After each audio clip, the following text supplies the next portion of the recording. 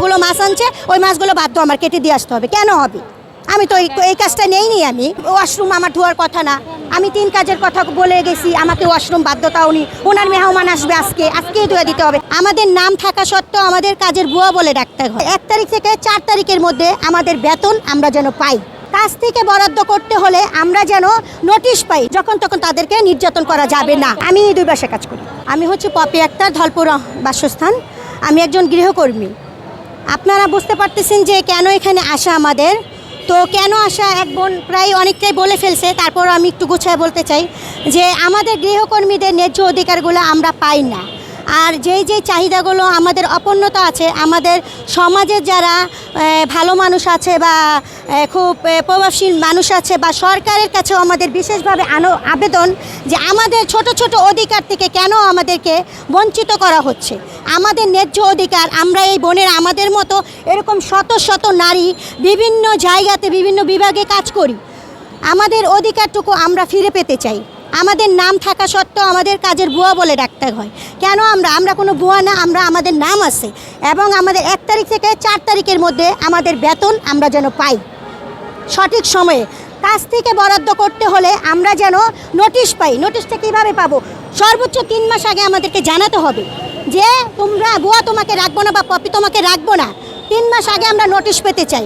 এবং আমরাও যদি উভয়ই যদি আমরা কাজ ছাড়তে চাই, তাহলে আমরাও তাদেরকে আমাদের নিয়োগকর্তাকে জানাতে হবে যে আমরা কাজ থেকে চলে যাব 3 মাস আগে।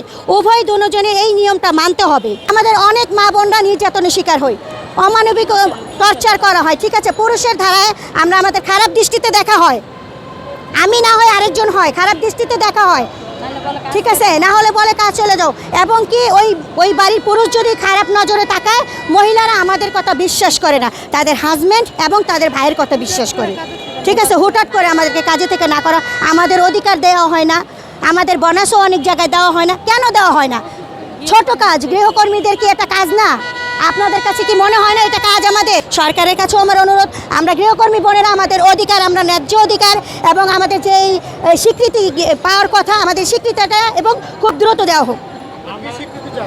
আমরা ওই যে বললাম যে কাজ থেকে বের করার 2 মাস আগে থেকে আমাদেরকে বলতে হবে, অন্তত 2 থেকে 3 মাস। স্যালারি চাই আমরা 1 থেকে 4 তারিখের মধ্যে। ঠিক আছে, আমাদের যতটুকু কাজের পারিশ্রমিক আমরা সঠিক চাই, আমরা কাজের পারিশ্রমিক সঠিক চাই।